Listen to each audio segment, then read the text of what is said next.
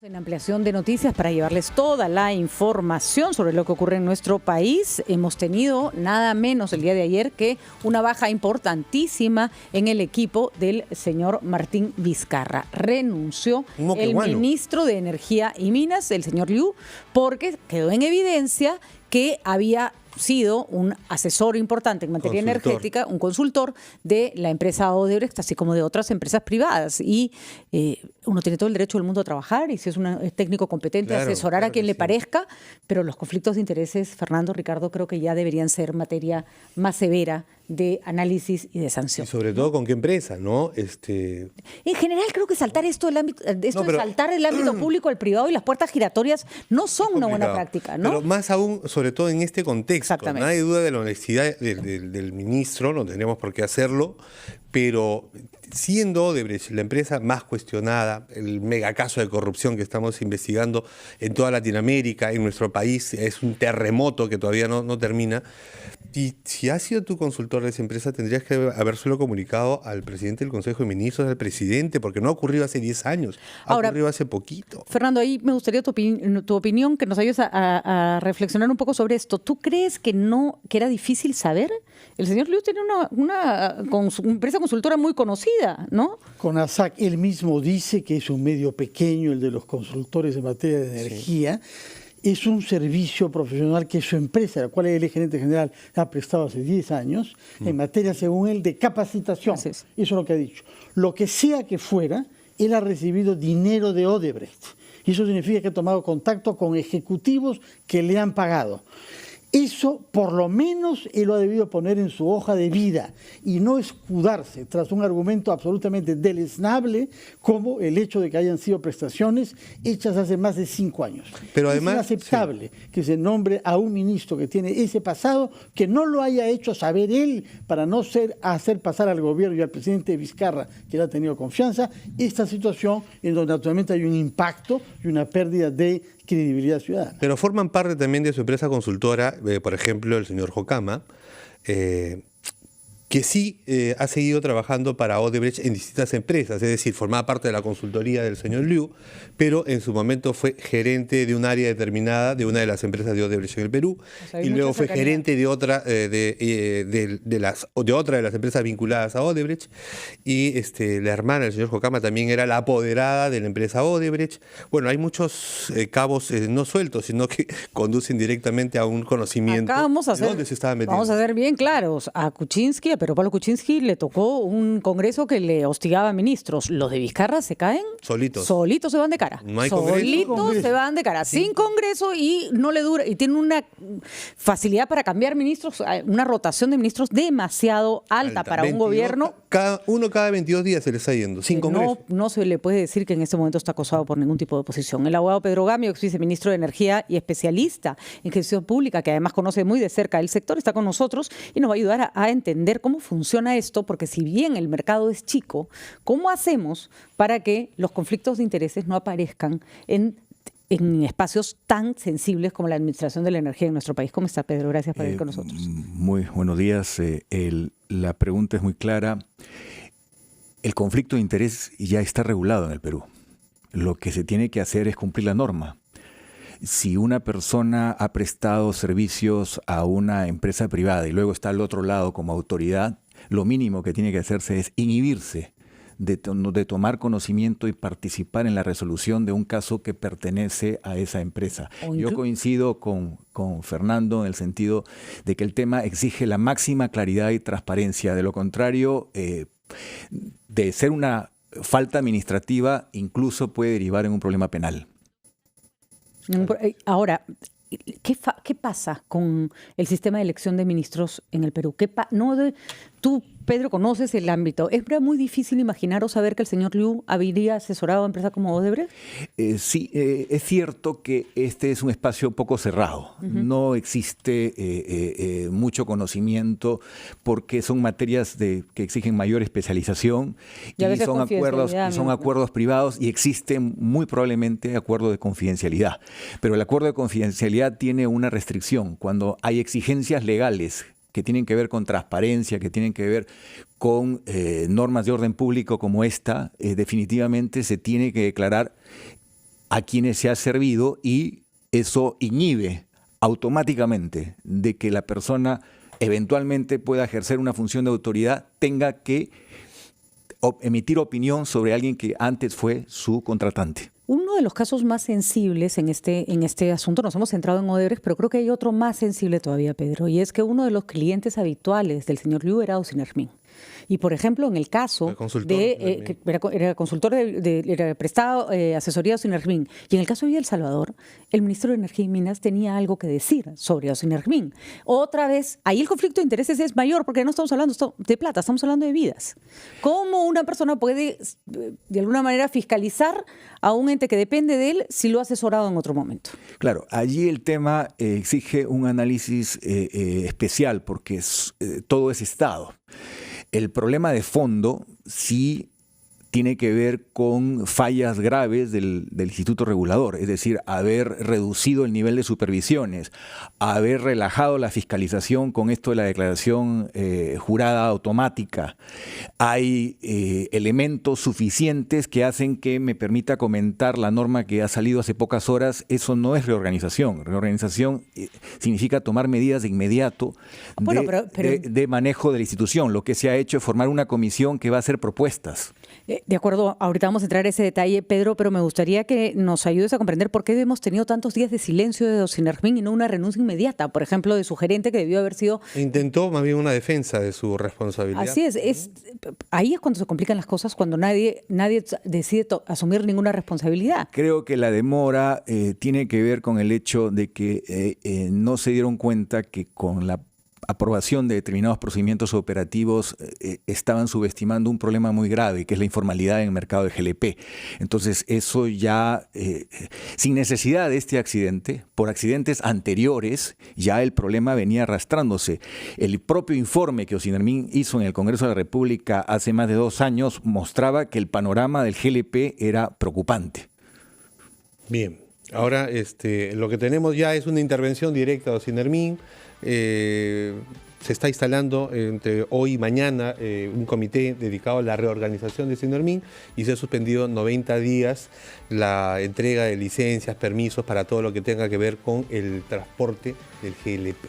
¿Suficiente? Los precedentes de lo que es una reorganización significan un decreto de urgencia, y este gobierno está facultado para hacerlo, que tome cartas en el asunto sobre estructura de la institución y lee por favor el decreto. Y lo que se hace es formar una comisión de representantes de distintas instituciones vinculadas para que emitan sugerencias al primer ministro para proceder. Todavía no es una reorganización. Para hacer reorganización tendría necesidad de, a nivel de una norma de rango de ley, facultar a contratación de personal por procedimientos transparentes, porque hay urgencia de más inspectores. Al mismo tiempo, cambiar la estructura organizativa, porque se cometió el error de poner personas que pueden tener trayectoria en otros sectores, pero que no tenían el expertise necesario. Reorganización significa poner en orden la casa, ¿no? Bueno, Yo quería preguntarle al señor Gamio, pero sin duda después de la pausa, algo que tiene que ver con nuestra matriz energética en general, porque en el trasfondo de todo este conflicto figura el tema del gasoducto, la más grande inversión en la historia de nuestro país. Yo quería preguntarle algo que tiene que ver directamente con ese proyecto, en el marco del cual, como sabemos, se han producido todas estas idas y venidas. Vamos a una pausa, volvemos después con la pregunta de Fernando.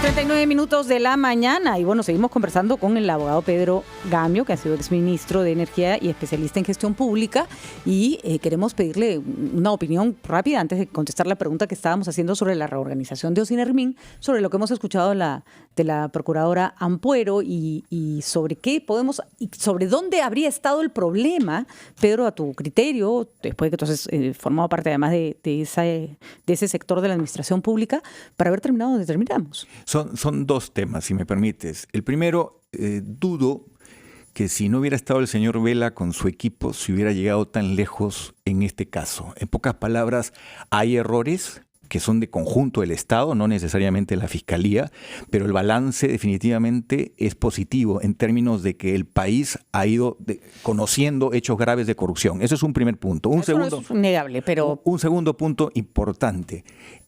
Ante una acta de reconocimiento de hechos ilícitos en el gasoducto, se tiene que ir a un acuerdo de colaboración eficaz también en este caso. Ese es un camino que no puede dejar de hacerse. ¿Por qué?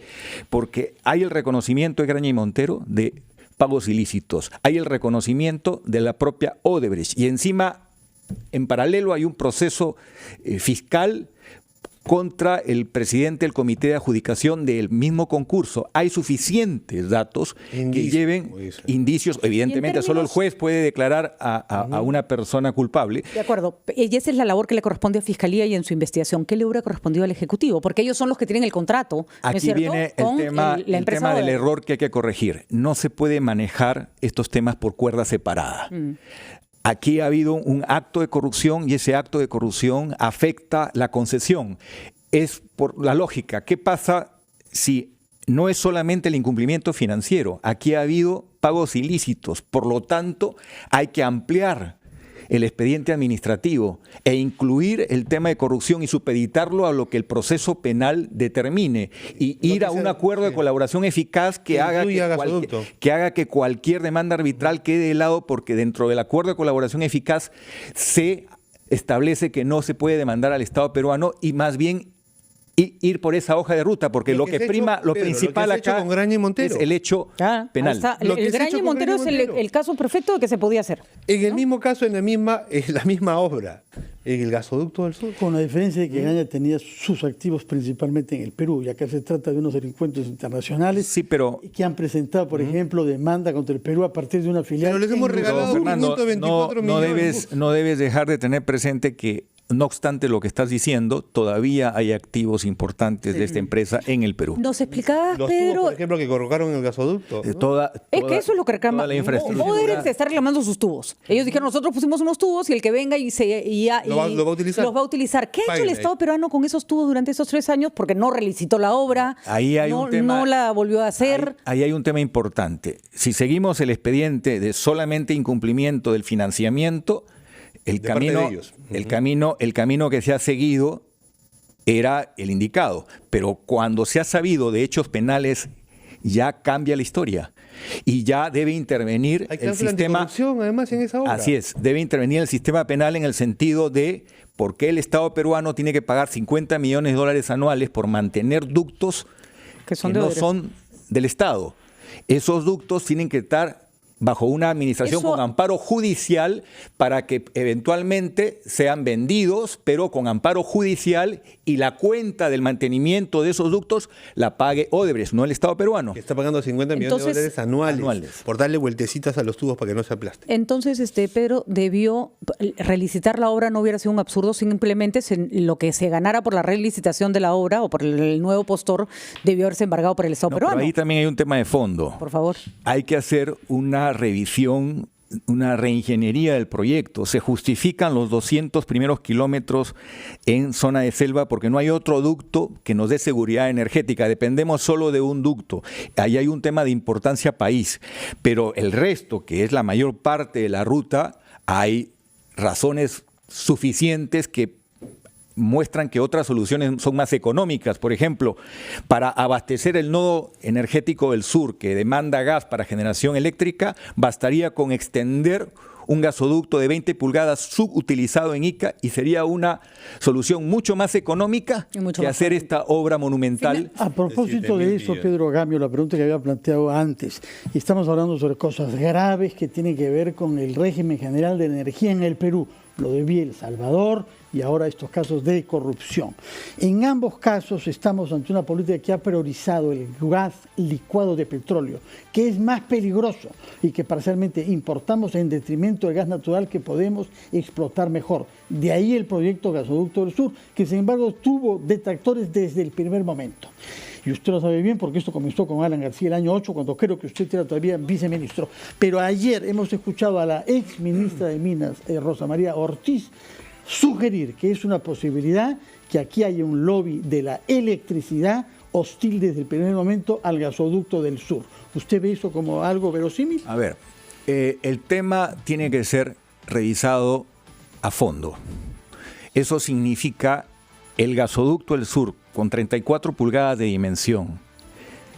Se justifica un tubo del ancho y diámetro del mercado de Lima para un mercado que no es ni la quinta o cuarta parte de lo que es Lima. Definitivamente no.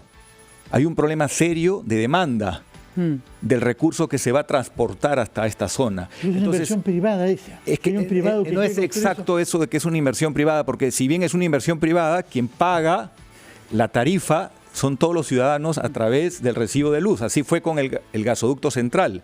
En el caso específico del gasoducto del sur, también debo decir algo, no se ha derogado la norma que establece el pago por todos los peruanos a través de la tarifa eléctrica. Lo único que se derogó fue una norma de Osinermin de menor rango, pero la obligación o la potestad legal de cobrar en el recibo de luz, incluso con anticipación, sigue vigente. Entonces, el tema a dónde quiero llegar es la opinión, que es justo coincidente con el abogado de Odebrecht, de continuar la obra tal como está y diseñada, me parece que no es lo mejor. Hay que hacer una reingeniería que implique que el Perú ahorra recursos. Muy y bien, acá Pedro. el presidente tiene la oportunidad, estamos a tiempo de que este caso sea resuelto integralmente. Perfecto, Pedro, muchísimas gracias. Creo que el tema es todavía bastante, da para mucha conversación, hay que saber qué hacer y hay que definir estrategias claras y hay que cumplirlas, ¿no es cierto? Aunque algunas no sean las más populares, y lo que hemos pedido acá a gritos y lo seguiremos pidiendo, transparencia. Todo lo que se hace con opacidad genera al final muchas dudas absolutamente válidas y muchas críticas y mucha inseguridad en un trabajo que se ve perjudicado y que merece toda la transparencia del mundo. Ya vendrás para hablar sobre la reorganización de Osinermin. Son muchos temas todavía que tenemos en el tintero, pero será motivo para volver a verte pronto, Pedro. Muchísimas gracias. Vamos rápido, una pausa, señores. Rápido, ¿no? Regresamos.